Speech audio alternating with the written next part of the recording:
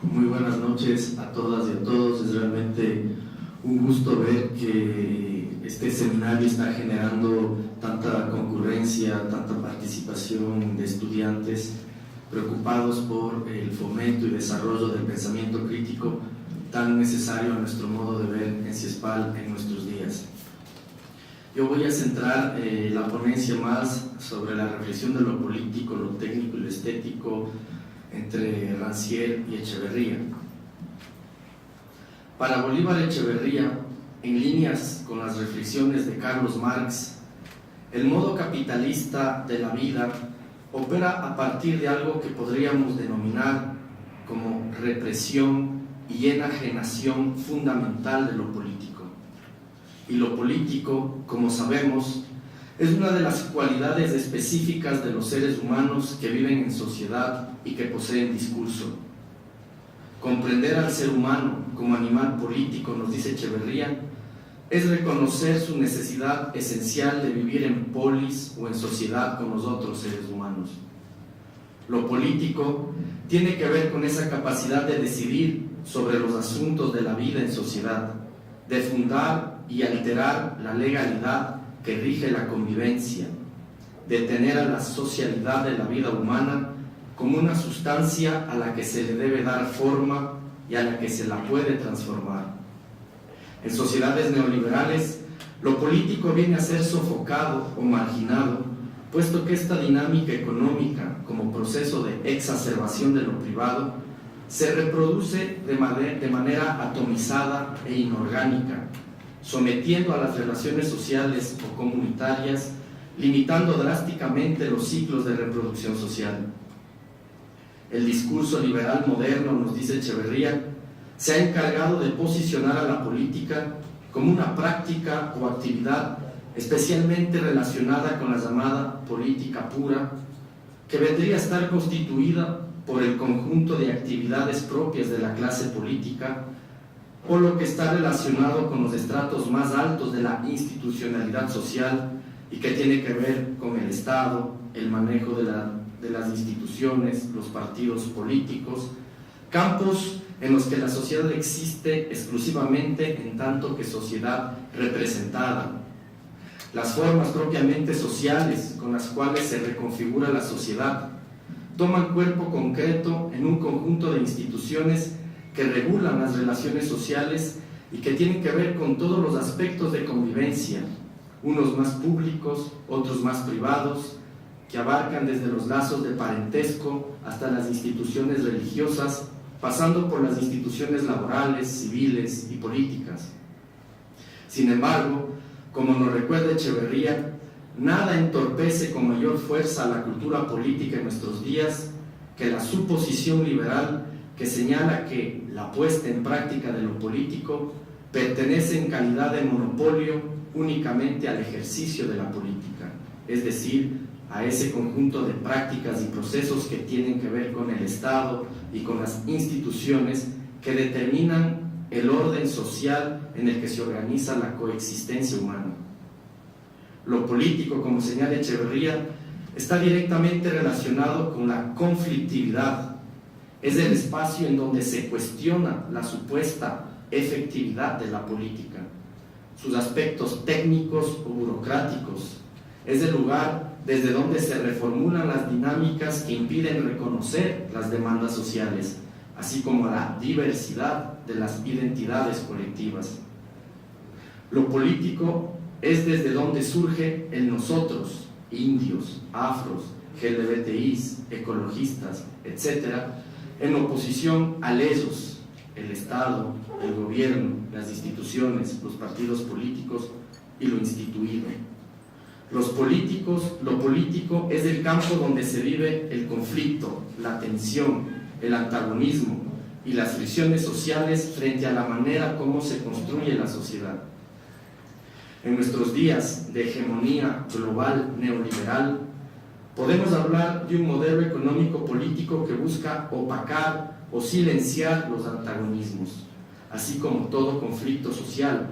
Escuchamos ahora hablar de consensos, de diálogos, ya no de antagonismos.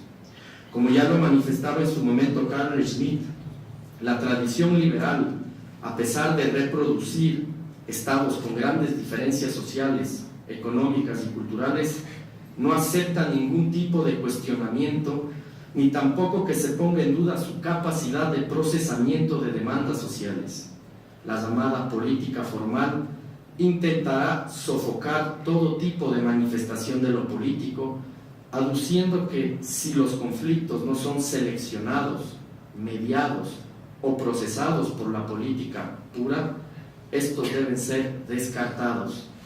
Por eso, tanto en la tradición liberal como posteriormente en el neoliberalismo de manera aún más radical, lo que tenemos es un intento constante de enajenación de lo político a partir de la automatización, privatización o paralización de las facultades de los ciudadanos de autoproyectarse o de autorrealizarse reflexiva o conscientemente, es decir, de constituirse a sí mismos como parte integral de la sociedad a través de una praxis en donde se pueda deliberar sobre los diferentes aspectos que atañen a la vida humana. Lo político neoliberal, como sostiene Echeverría, constituye el claro ejemplo de una batalla constante por reprimir las diferentes formas de resistencia anticapitalistas, sobre todo frente a aquellas luchas que se oponen a toda forma de privatización de las esferas que permiten asegurar los diferentes aspectos de la vida, como son salud, seguridad social, sectores estratégicos, naturaleza, etc. De esta manera, lo político, lo contestatario o lo revolucionario se va a definir a partir de la resistencia de los sujetos y actores sociales frente a la enajenación de su politicidad, justamente a través del cultivo de prácticas y acciones que se oponen a los comportamientos y dictámenes de la ideología, en este caso neoliberal dominante, encargada de vigilar y reprimir todo aquello que atente contra las reglas del juego capitalista. Para Rancière, al igual que Echeverría, la noción de lo político tiene que ver con lucha política, tiene que ver con necesidad constante de expansión de la democracia y con ello de expansión de los derechos. Desde esta perspectiva, para Rancière, la democracia presupone una disputa constante en los campos y en los espacios en donde no se ha logrado la igualdad.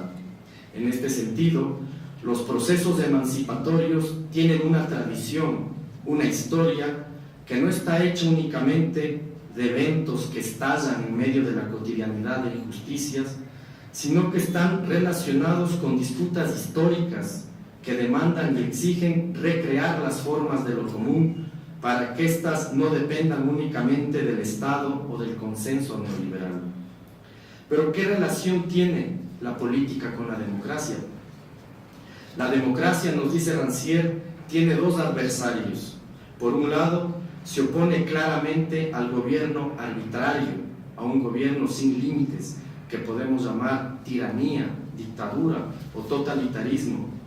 Pero por otro lado, se opone también a la dimensión más íntima de la democracia liberal, que está relacionado con aquello que se conoce como buenos gobiernos, que vendrían a ser aquellos gobiernos que son capaces de controlar, separar o alejar los malestares latentes de los diferentes sectores de la sociedad.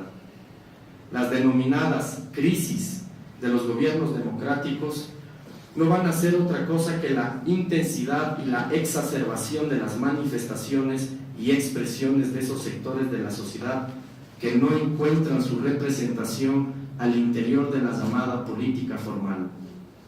Democracia para Rancière quiere decir entonces una amplia y constante participación popular en las discusiones que atañen a lo público frente a esa idea o presupuesto de las democracias restringidas que se enfocan básicamente en la necesidad de una satisfacción de lo estrictamente individual o particular. En este punto cabe tener presente, nos dice Rancière, que las características anteriormente atribuidas al totalitarismo o al autoritarismo, comprendidos como estado devorador de la sociedad, ahora se han convertido en las propiedades de una democracia circunscrita a la sociedad de mercado, la cual ha terminado devorando al Estado, afectando directamente a las esferas de lo público y de lo común. De esta forma, como nos plantea Rancière, el sistema democrático terminó transformando la dignidad personal en un simple valor de cambio, convirtiendo el conjunto de libertades conquistadas a lo largo de las luchas en el tiempo en una pura y simple libertad de comercio o de empresa. Para el sistema neoliberal imperante, la única igualdad que se conoce y respeta va a ser la igualdad de mercado, que da por natural la dinámica de explotación, extorsión que se produce al interior de las tensiones entre empleadores y trabajadores. De este modo, el reino de la explotación se ha transformado en nuestros días en el reino de la igualdad, haciendo de la supuesta igualdad democrática una igualdad de mercado. La democracia de esta manera ya no designa una forma de sociedad o una forma de gobierno, sino que ha quedado relegada a la representación de los intereses de una minoría que se impone sobre la mayoría.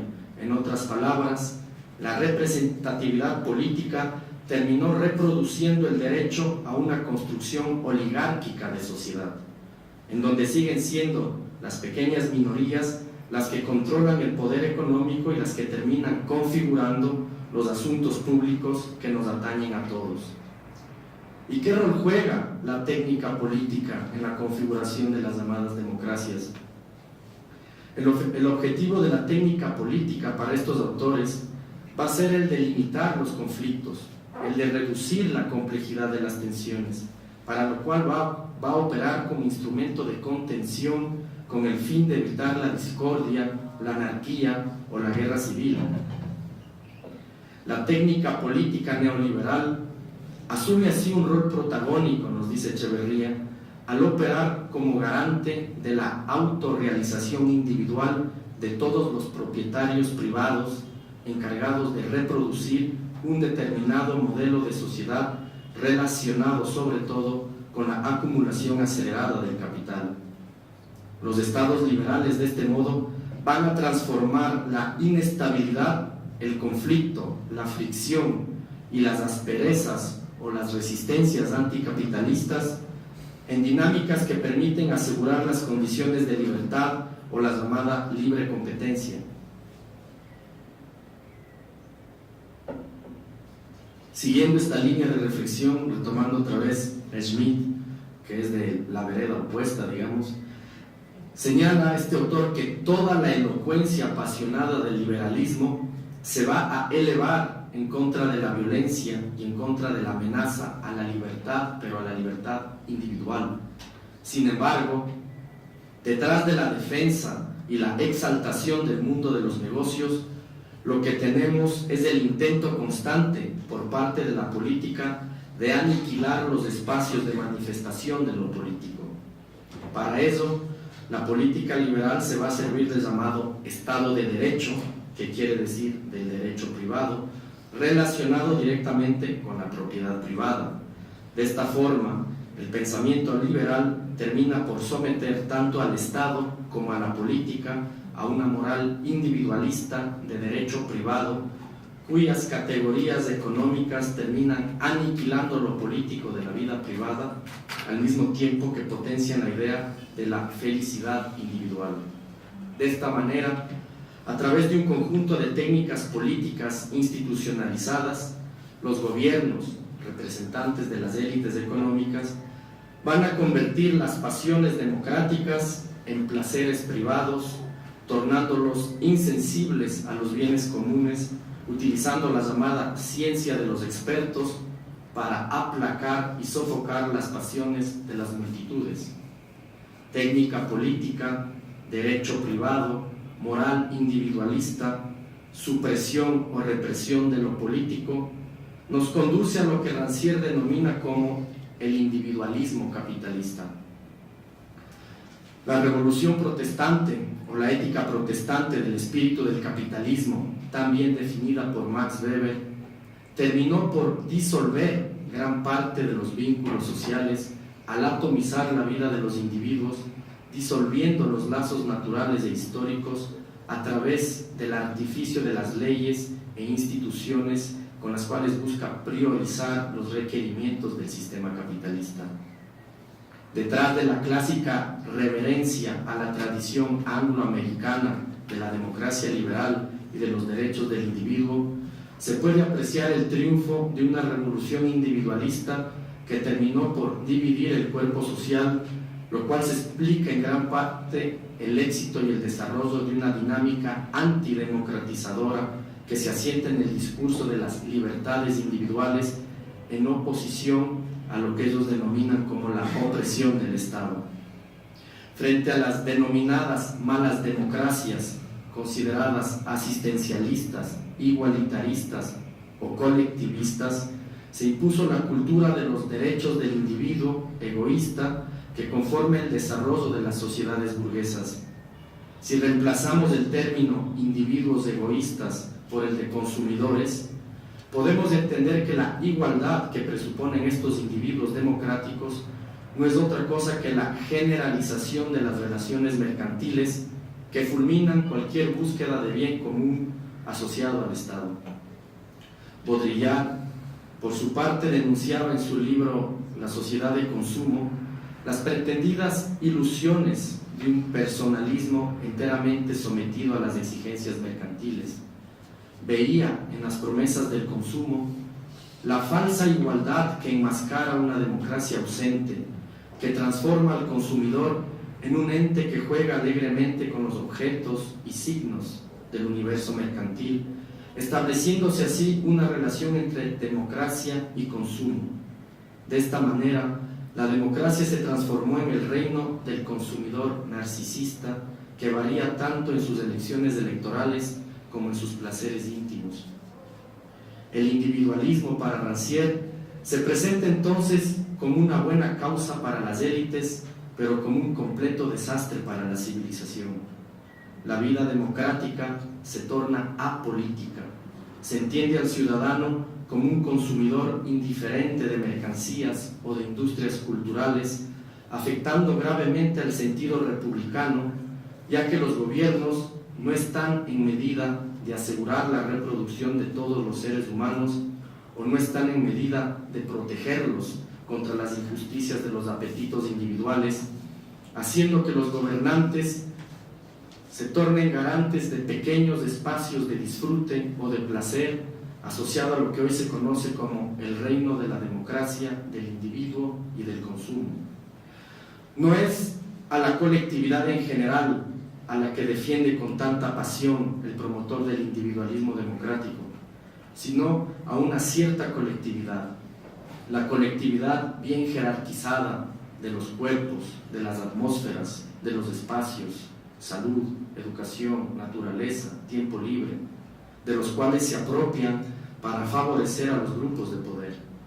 Este individualismo democrático no es más que un odio o rechazo a la igualdad, a través de la cual una inteligencia dominante se atribuye el rol de conducción del pueblo.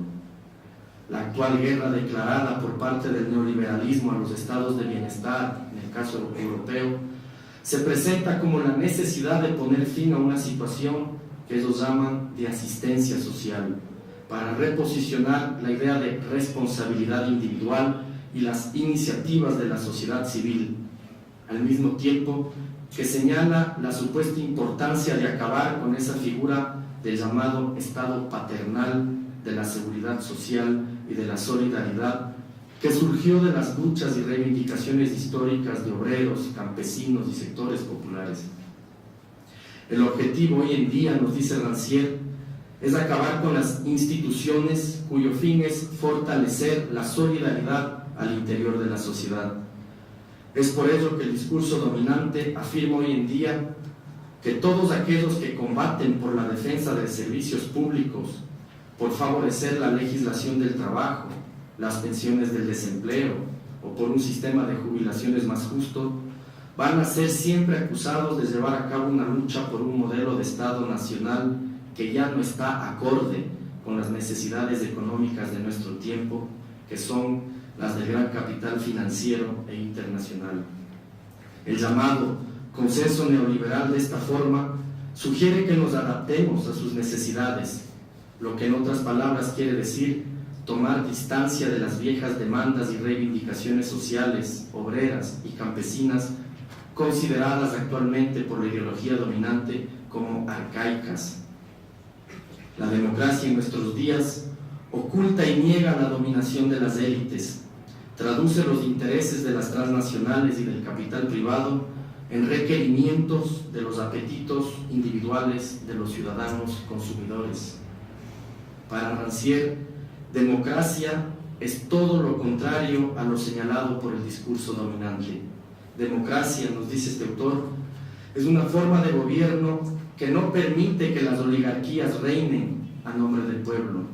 Una plena democracia se opone a entregar los bienes públicos al poder de la mercancía.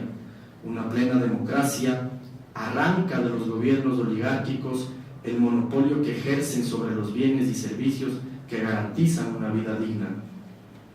Como decía Guy Debord, como ciudadanos de este mundo capitalista, tenemos que tomar distancia de la sociedad del espectáculo, puesto que vivimos en medio de la exacerbación de la apariencia que en realidad está separada de su verdad.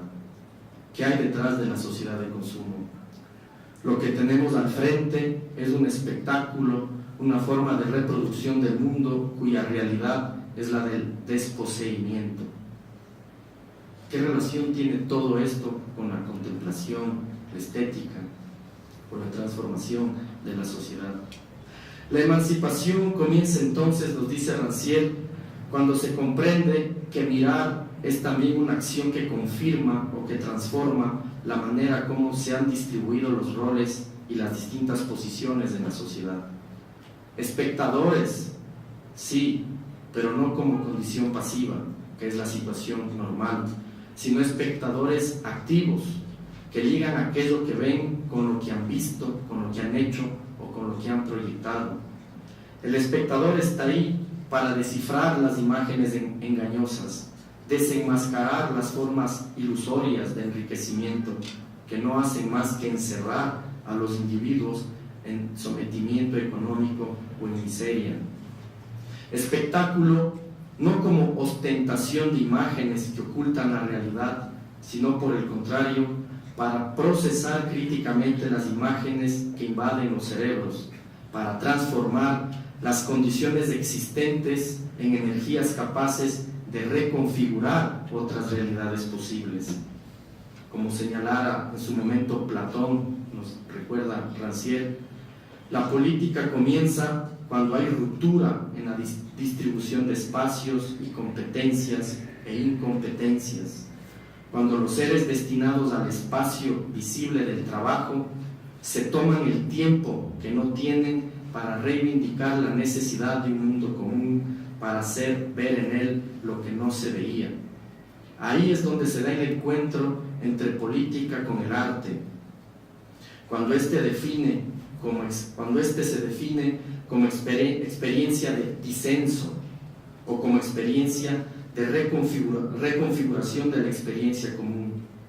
La estética desde esta perspectiva tiene la capacidad de redefinir lo que es visible, de hacer ver aquello que no era visto, de hacer ver de otra manera aquello que pasa por inadvertido, o de poner en relación aquello que parecía no tener relación alguna. Y de esta forma generar rupturas en el tejido de lo sensible, en las empatías, en las percepciones, así como en la dinámica de los afectos. La estética tiene la capacidad de cambiar los modos de presentación de lo sensible, cambiar las formas de enunciación del discurso, los marcos de referencia, las escalas de valores. Construye relaciones nuevas entre la apariencia y la realidad, entre lo singular y lo común, entre lo visible y su significación, cambiando nuestra percepción de los acontecimientos sensibles, así como nuestra manera de relacionarnos con ellos. La estética, al mostrar otras facetas de la realidad, puede incentivar la participación en la vida pública a una importante parte de la sociedad que ha permanecido relegada y condenada a la vida doméstica e informal, anulados en sus capacidades propias de reconfigurar la sociedad en función de sus necesidades reales. Para Echeverría, los seres humanos se encuentran siempre en medio de una tensión permanente entre el tiempo ordinario, tiempo de una existencia conservadora, tiempo del trabajo y de la producción, que mediante su acción restaura y reproduce las formas que nos imponen las dinámicas del neoliberalismo, y el tiempo extraordinario o tiempo de una existencia innovadora que se enfrenta a esas formas mediante la invención de otras nuevas o alternativas.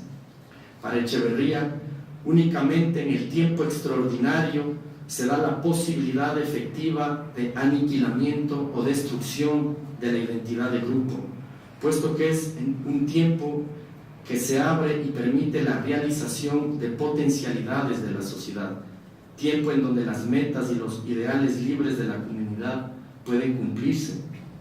Es en el tiempo extraordinario, ya sea en una manifestación, una movilización o en una fiesta, en el que la comunidad se pone realmente en cuestión, contraponiéndose al otro tiempo, al de la vida cotidiana, que está dominado por la práctica rutinaria de la acumulación y reproducción del capital.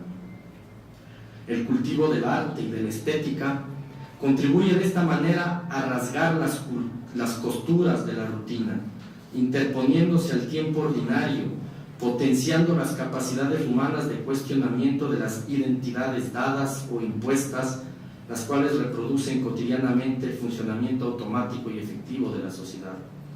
El arte o la estética son justamente eso, una ruptura, una irrupción, un aparecimiento, una explosión en medio de la existencia rutinaria. Para Echeverría existen diferentes formas de ejercer esa ruptura, entre las cuales nos pone como ejemplo el juego, la fiesta y el arte, dimensiones que comparten entre sí el rasgo común de una búsqueda de restablecimiento de los sentidos de la vida frente a la artificialidad productivista que nos aísla y oprime como seres humanos. El juego, dice Echeverría, se presenta como una ruptura que consigue que se inviertan, aunque sea por unos instantes, los papeles que el azar nos ha impuesto.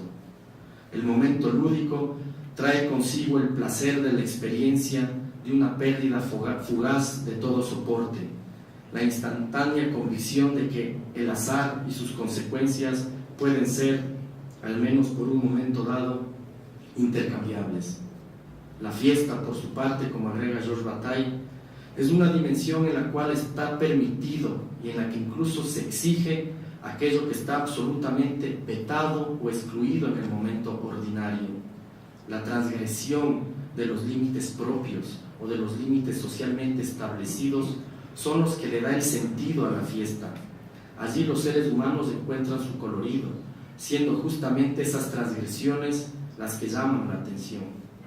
La fiesta puede ser comprendida como una ceremonia, como una experiencia, un trance, un delirio, dimensiones muchas veces indispensables para la ruptura con el tiempo cotidiano.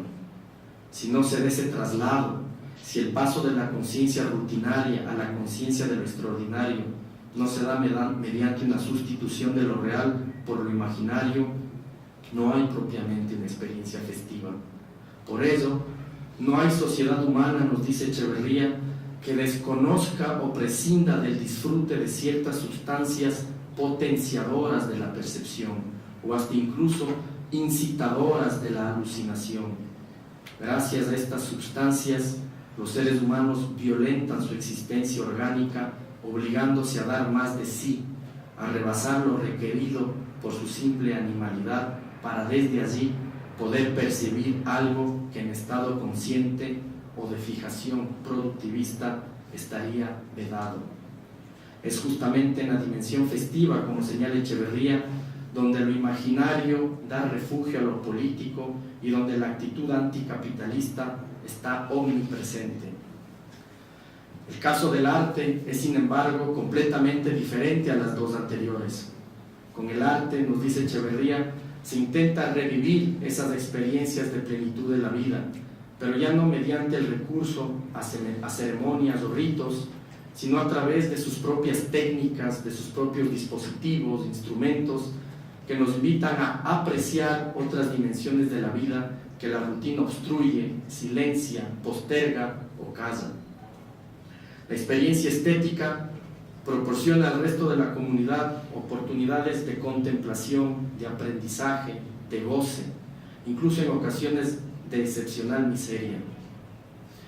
Es una forma de recomponer las relaciones sociales en un mundo no mercantilizado para que se regenere y alegre la vida mediante la irrupción del tiempo de lo extraordinario en el tiempo de la rutina, recuperando por unos instantes para la comunidad oportunidades de vivir la vida por fuera de las restricciones propias de este etos realista o de la globalización neoliberal. Muchas gracias por su atención. Bueno, voy a continuar. Muchas gracias a CISPAL por la invitación. Mi paper se titula Cultura y Política, aproximaciones desde el pensamiento de Bolívar Echeverría.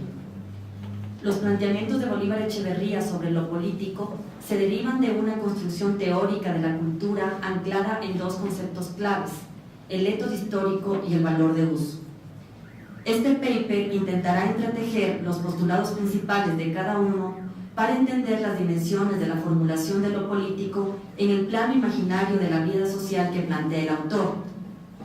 En este sentido, tengo que aclarar que cada uno de estos conceptos, digamos, tanto el etos histórico, el valor de uso, la cultura mismo, han merecido en la obra de Bolívar Echeverría un trabajo exhaustivo y y investigación a profundidad, digamos, que yo en este paper voy a tratar de conectar de alguna manera.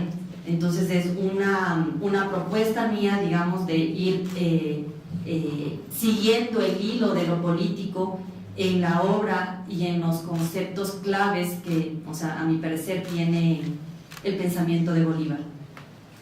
En primera instancia, habría que señalar que Bolívar Echeverría comprende la materialidad de la cultura como prácticas concretas que constituyen la concreción del sujeto social.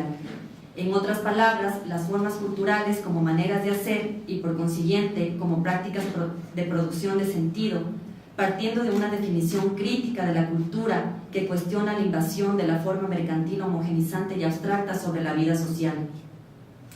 Echeverría señala, en definición de la cultura, que la socialidad no se trata solamente de una red de relaciones sociales de convivencia, sino de una red que se está constituyendo y configurando en un proceso de concretización determinado, que es una red dotada de una misma edad, individualidad o identidad dinámica.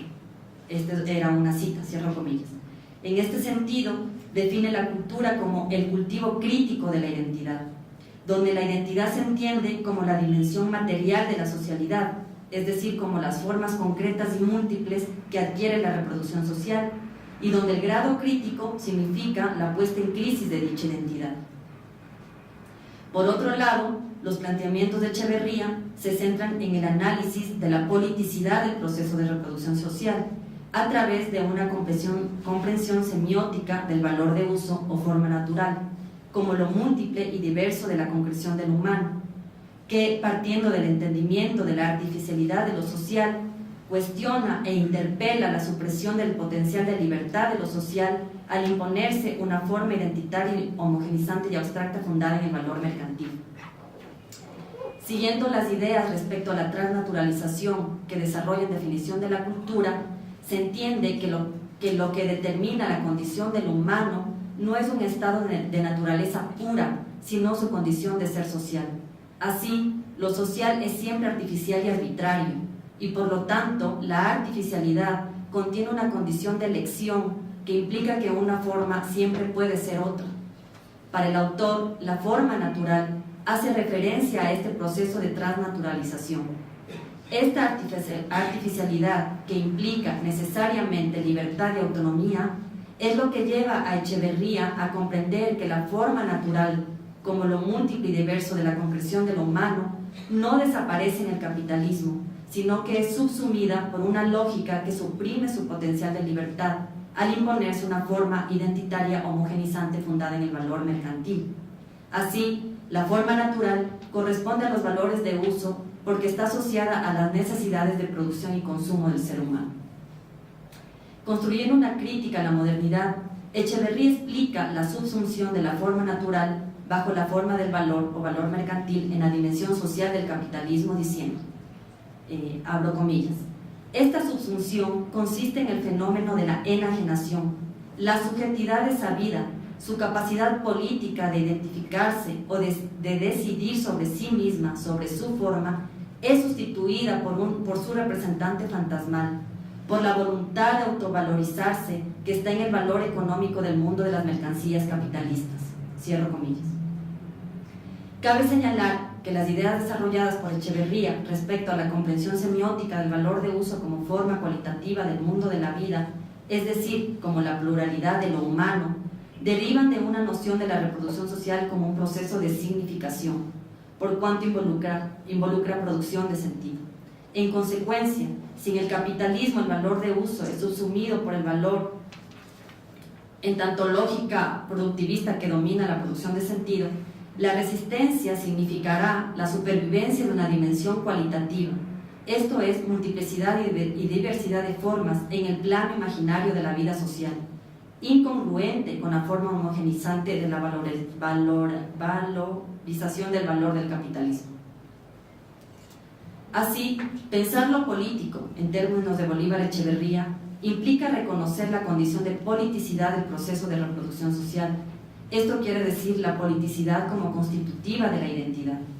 Siguiendo al autor, lo político, en cuanto a realización material, se despliega en dos momentos de la reproducción social: el momento de lo sagrado o extraordinario y el momento profano o cotidiano de la vida social.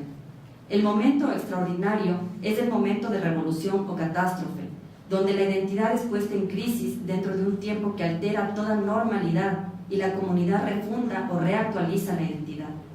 Por su parte, en lo cotidiano, existen dos maneras de presencia de lo político: una real, que se presenta en la rutinización del momento revolucionario, que correspondería a la relación entre sujetos e instituciones público-estatales, y otra imaginaria, que comprende un simulacro del tiempo extraordinario, constituyendo una ruptura dentro de la normalidad de la reproducción social, es decir, en el momento no revolucionario, a través de experiencias lúdicas, las festivas y las estéticas.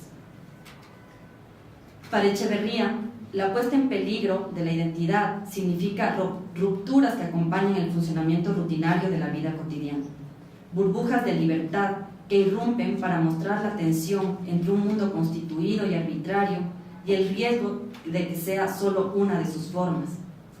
De este modo, lo político, definido por las rupturas dentro del plano imaginario de lo cotidiano, constituye pensar la cultura como formulación de lo político a partir de la supervivencia de una dimensión cualitativa de la vida social, es decir, de la irrupción de diversidad y multiplicidad de formas frente a una forma identitaria homogenizante que correspondería a la lógica mercantil.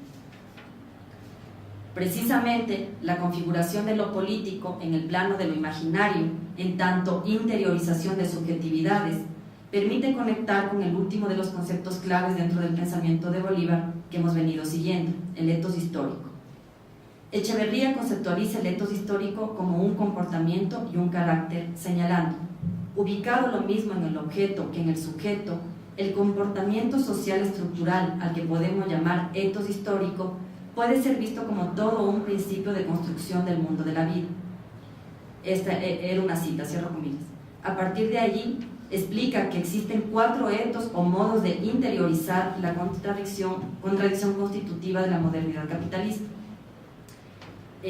La contradicción entre el valor de uso y la valorización del valor.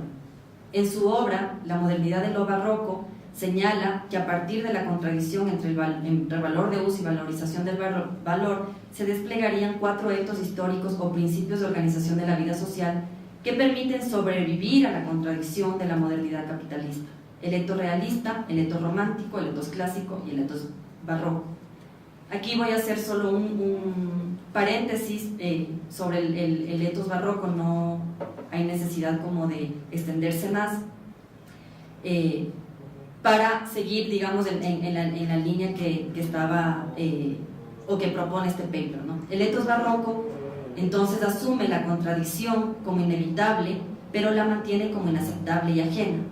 Es decir, el etos barroco contiene una actitud de resistencia frente al hecho capitalista, afirmándose en el valor de uso, pero partiendo paradójicamente, y esto es una cita, de la experiencia de esa forma como ya vencida y enterrada por la acción devastadora del capital. De este modo, se plantea el barroco en términos de constitución de subjetividades como una estrategia para vivir en y no para el capitalismo. Con lo anterior se podría decir entonces que la resistencia del valor de uso como dimensión cualitativa de la vida, en la configuración barroca de la modernidad tal como la entiende Echeverría, permite comprender el valor de uso en las formas culturales como una tensión que involucra la capacidad de imaginar otros modos de hacer frente a la lógica productivista, y donde la barbarie significa la aniquilación de la capacidad de lo social de constituirse como múltiple y diverso bajo dicha forma mercantil homogenizante. Finalmente, partiendo de la idea de que lo político en el plano del imaginario constituye el problema de la producción de subjetividades, se puede proponer una discusión con los postulados de Jacques Rancière respecto a la relación que se plantea entre estética y política. A partir de una noción de lo común establecida como reparto de lo sensible, el autor desarrollará su entendimiento de lo político instalado en los procesos de subjetivación social. En su primera tesis sobre política, Rancière plantea una definición que coloca la política fuera del campo netamente institucional. Abro comillas. La política no es el ejercicio del poder. La política debe ser definida por sí misma como un modo de actuar específico, puesto en acto por un sujeto propio que depende de una racionalidad propia. Es la relación política que permite pensar al sujeto y no al contrario. Cierro comillas. En este sentido, lo político tiene que ver con las formas como se lleva a cabo este reparto dentro de lo común. Abro comillas. Una manifestación es política, no porque tenga tal lugar y refiera a tal objeto, sino porque su forma es la de un enfrentamiento entre dos repartos de lo sensible, dice Rancière. Es decir, lo político está en juego cuando se cuestiona un estado de cosas que desestabiliza un reparto de lo sensible, que determina qué es lo visible y qué es lo visible. Por lo tanto, dice Rancière, la esencia de la política es el disenso, pues tiene que ver con la irrupción del excedente, de lo incontado en un marco de lo común. Rancière define la relación entre política y estética como las formas de visibilidad en las prácticas del arte, del lugar que ellas ocupan, de lo que ellas hacen respecto de lo común. Dicho de otro modo, el autor se refiere a lo político en el arte como la manera como se hace visible la parte sin parte, entendiendo aquello que no tiene parte como el excedente que perturba una lógica establecida de comunidad. Al poner en diálogo los postulados de Rancière con los de Bolívar Echeverría, se puede decir que la cuestión de lo político articula un espacio para analizar las formas culturales o modos de hacer como terrenos de disputa en la producción de subjetividades. Así podríamos preguntarnos, por ejemplo, ¿cuáles son las formas de visibilidad de la resistencia del valor de uso en el plano de lo imaginario? ¿O de qué manera el disenso tiene que ver con las rupturas en el plano imaginario?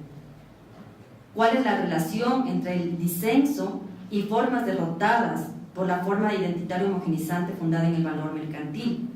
¿O de qué manera lo político constituye la forma de visibilidad del disenso? Estas son más líneas, digamos, aproximaciones para seguir pensando la relación entre estos dos autores. En este sentido, podríamos pensar, por ejemplo, que la resistencia del valor de uso correspondería a la parte sin parte, puesto que justamente la dimensión cualitativa sobrevive en calidad excedente a la devastación del capital, constituyendo la parte que no cuenta. De este modo, la resistencia se localiza en la restitución de lo social como múltiple y diverso frente al arrasamiento homogenizador de la forma mercancía, a través precisamente de la materia suplementaria que reclama su estatus de resto, que irrumpe para disputar diversas maneras de subjetivación. Así, lo político conformaría subjetividades desacomodadas y en este sentido disidentes, dentro de un orden social que liquida la fuerza crítica de la pluralidad para imaginar otros mundos posibles. Gracias. Buenas tardes a todos y muchas gracias por haber venido aquí en este seminario que trata lo político, lo técnico y lo estético. Y bueno, os veo un poco cansados y también creo que el aparato teórico es bastante grande, ¿no? Y decimos que también es, para nosotros fue todo un ¿cómo se dice? Un desafío encontrar Bolívar Echeverría con Gramsci, con Rancière y hablar de la cuestión de lo político, porque antes de todo es una cuestión que no se habla y que crea en nuestras sociedades muchas confusiones sobre qué es lo político y qué es la política. Y son también argumentos que, enfrentados solo sobre el plano teórico, acaban un poco reduciendo nuestras potencialidades como investigadores para potenciar las prácticas sociales, ¿no? Y entonces buscaré en poco tiempo, porque ya es tarde, es una forma de traducir un poco lo político y la política, partiendo de Gramsci. Para mí un honor hablar de Gramsci y para mí un honor estar en este seminario que se titula Bolívar Echeverría. ¿Por qué? Porque son dos intelectuales que nunca han tenido miedo no solo de hablar de lo político, sino de hacer lo político. Y propiamente yo creo que es esta la diferencia. Una cosa es pensar y una cosa es pensar actuando, ¿no? Y son dos visiones completamente diferentes de lo que estamos haciendo. Mientras la prima, el pensar, pertenece a los intelectuales tradicionales, o lo que Gramsci llamaba de intelectuales tradicionales, o sea, lo que replicaban el status quo o los poderes de una sociedad, el pensar actuando siempre presupone un cambio, una filosofía práctica, ¿no? Que presupone un cambio. Entonces este cambio no tiene un atrás y no tienes una reproducción social igual a la anterior. ¿Okay? Entonces esto es las diferencias entre político y política en términos subjetivos. Somos políticos siempre, porque pensamos y actuamos. Hacemos políticas solo algunas veces, porque muchas veces pensamos y solo reproducimos, ¿no? Todo esto nace de una crítica que Gramsci hace a Marx y que no es siempre vista en los cuadernos porque parece como si no se la hace, pero en general esto está debido a la censura, o sea, el hecho que Gramsci escribe estos cuadernos en la cárcel y nunca puede nombrar la filosofía como algo marxista, o sea, no puede utilizar el término Marx y no puede utilizar el término marxismo. Entonces se inventa el término filosofía de la praxis. Filosofía de la praxis es simplemente el marxismo.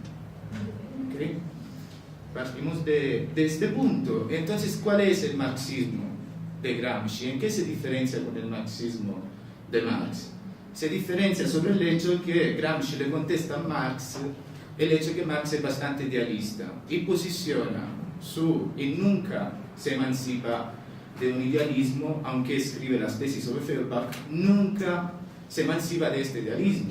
O sea, él piensa que siempre habrá una clase colectiva, en este caso de trabajadores, que conseguirán llegar a romper estas contradicciones, ¿no?, que se generan con las relaciones capitalistas y llegar finalmente al comunismo. Y además estas clases no están compuestas por individuos, sino es una clase total, están compuestas por un trabajador colectivo. Y este trabajador colectivo toma el nombre de General Intellect. ¿Okay? Haciendo un paso atrás. En los Grundrisse, o sea, los elementos preparadores al capital, Marx escribe: cuando nuestra sociedad llegará a ser tan desarrollada y a tener una inteligencia colectiva tan fuerte y tan desarrollada, entonces las contradicciones capitalistas llegarán a su fin y finalmente viviremos en el comunismo. El fin es ahora. Y yo os pregunto, ¿vivimos en el comunismo? No. Entonces, ¿cuál fue el error de Marx? Fue pensar que a priorísticamente, por alguna voluntad colectiva, este trabajador mental, este general intelecto de nuestra sociedad, serviría a la causa comunista. Pero no fue así históricamente, porque el desarrollo de la ciencia, de la tecnología, de los científicos, de los intelectuales y de nuestro pensamiento fue un desarrollo hegemonizado, hablando en términos de Gramsci, hegemonizado por algún tipo de dominio, que en este caso fue el dominio, en Europa podemos decir el dominio burgués, aquí en Latinoamérica en muchos casos el burgués, pero también el criollismo, y por esto Bolívar Echeverría lo identifica como una forma también de resistencia, y haces muy bien, porque no es bien identificable cuál es el valor que se estaba produciendo en Latinoamérica, cuando de primera forma lo que llevaban era el exterminio, que no era ningún valor para la sociedad, ¿no? Era la violencia. Entonces, regresando a nuestro Marx, Gramsci se da cuenta que este sujeto no puede ser el sujeto de la emancipación, o sobre todo no puede ser este sujeto así puesto, en orden de progreso o en orden de evolución. Y empieza a pensar el por qué hay una separación tan neta entre el sujeto emancipatorio y las relaciones capitalistas. Marx hace una relación disjunta, da un valor positivo a las fuerzas productivas, porque somos nosotros, y un valor negativo a las relaciones de explotación, porque es el capital. Gramsci se da cuenta que no es tan así, que nosotros, el capital, en realidad somos las mismas cosas. Y pertenecemos a esta realidad concreta, y en esta realidad concreta del capitalismo estamos luchando. Entonces, todas de estas dos visiones, decimos, nacen muchos marxismos y muchas interpretaciones de lo político y de la política, pero en general la mayoría se basan sobre la obra de Schmitt. Schmitt intentaba dar una prioridad a lo político respecto a la política, pensando y estableciendo que antes, en un término cronológico, en nuestras sociedades se amadurece el político y después se instaura la política como sociedad. ¿Okay? Antes tenemos que amadurecer un pensamiento, un actuar políticos, y de ahí deviene una sociedad política. Si hacemos un paso atrás y analizamos la sociedad burguesa ha tenido un político, ¿no? Lo político burgués que ha fundamentado la política burguesa o el Estado burgués, o lo que en Gramsci se denomina Estado total o integral. Sin embargo, esta visión de Schmitt, que a lo que después se refiere también a Tusser, Rancière, y en parte, pero no del todo, Bolívar Echeverría, porque Bolívar rompe con la tradición francesa, ¿okay? Después vamos a ver cómo. Y Gramsci revierte la posición y dice claramente que no es posible pensar y actuar de forma separada. Los ejemplos clásicos que nos ponen los cuadernos son el cocinero que hace los huevos, ¿está pensando cuando hace los huevos? Pregunta. ¿Sí o no? ¿Sí? No piensas haciendo los huevos. Yo creo que sí, tiene un arte el cocinero en hacer los huevos, pero no solo un arte, participa de unas relaciones sociales dentro de la cocina, si es cocinero, participa de unas relaciones capitalistas de producción, si es cocinero, y entonces no solo estás pensando, sino está actuando haciendo los huevos, y sobre todo tiene una función social. Aquel acto, el acto de trabajo, tiene una función social, ¿ok? El mismo cocinero, leyendo una poesía, cuando regresas en su casa, se pone a leer la poesía. ¿Tiene función intelectual? No. La función intelectual la tiene quien la ejerce en la sociedad. Como la función del cocinero, la tiene quien ejerce la función del cocinero en la sociedad. Y estas son las funciones políticas. Es inútil decir que no tenemos funciones políticas cuando nuestras vidas están hechas de funciones políticas. Todo momento es un momento político. También el momento decisional, donde vamos a decidir ¿dónde vamos a cenar esta noche? Tiene atrás un pensamientos políticos, ¿no? ¿Okay? Entonces, para Gramsci, el pensar y el actuar nunca pueden estar separados, y no lo están. Lo que tenemos que llegar en términos colectivos es crear las formas a través de las cuales pensamos para actuar mejor o para tener más amplitud en nuestra actuación política, y esto se trata de hacerlos juntos, o actuamos generando teoría que nos ayuden a ampliar esta actuación. Ahí hay el nexo indisoluble entre el pensar y el hacer. Y de todas formas, nunca pensamos para hacernos daños o nunca pensamos para retroceder en nuestras sociedades. Siempre pensamos en principios de progresivos, sobre todo en estas sociedades donde estamos envueltos por unas hegemonías bastante reproductoras del sistema neoliberal, ¿no?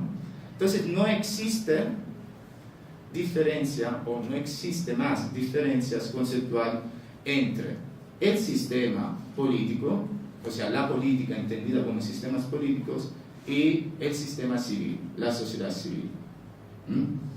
Y de todos estos discursos deviene la importancia de Gramsci en nuestra actualidad, porque en nuestra actualidad, desde los años 70, nos están, reforzando la idea que existe una clase neutra en nuestras sociedades, una sociedad neutra. ¿Okay? Esta sociedad neutra es la sociedad civil.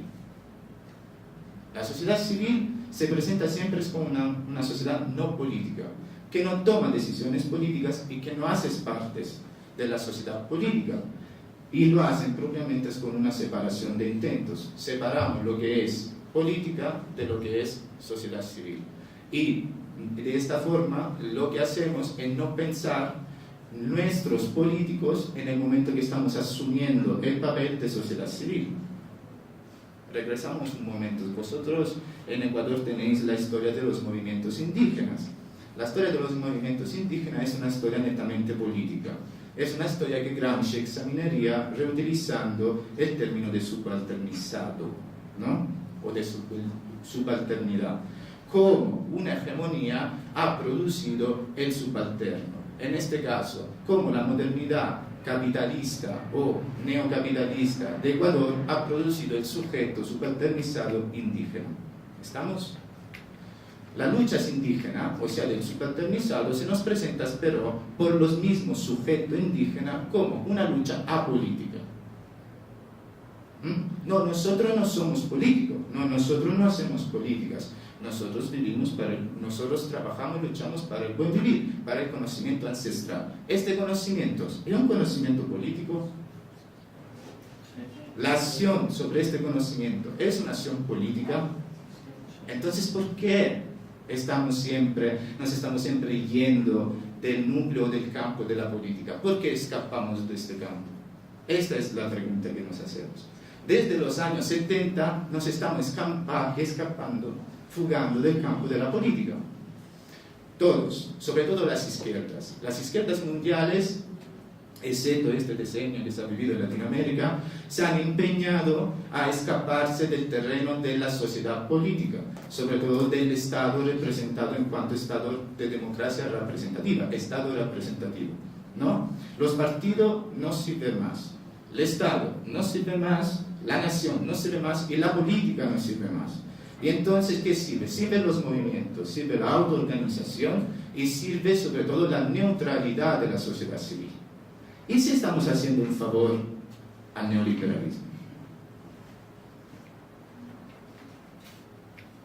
Si estamos contribuyendo a la hegemonía neoliberal de nuestros tiempos, entonces Gramsci nos sirve propiamente en este momento histórico para recuperar nuestras posiciones políticas, para finalmente reivindicar nuestra subjetividad política en esta sociedad y no en otra. No en una democracia Larancière ideal. La democracia verdadera no es esta.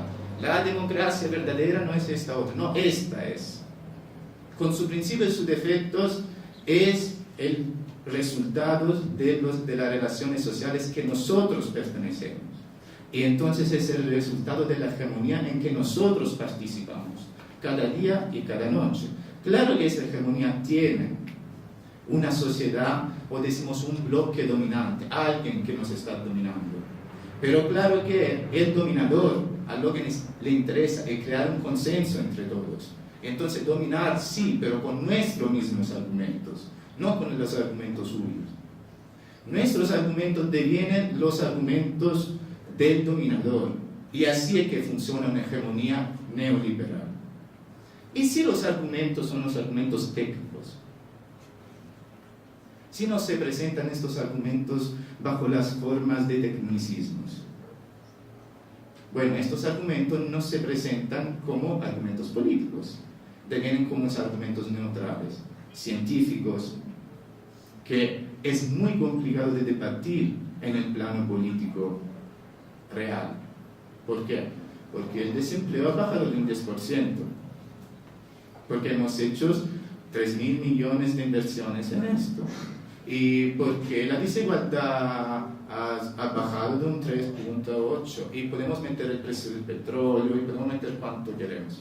Pero si de estos tecnicismos no entendemos que son propiamente el núcleo político de nuestros tiempos, ahí en aquel plano, y aquel plano lo dejamos vacío, lo dejamos sin antagonismo, lo dejamos sin pujas, luchas, bueno, vendemos el técnico como algo neutral, y la política se instaura propiamente sobre argumentos técnicos.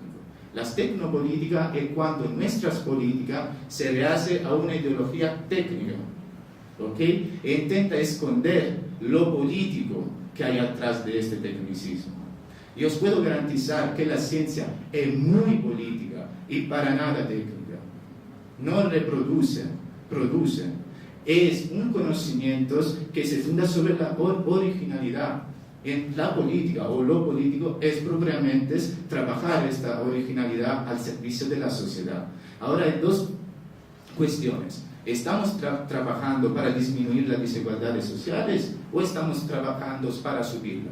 ¿Estamos trabajando para la redistribución de la riqueza o estamos trabajando para acumularla?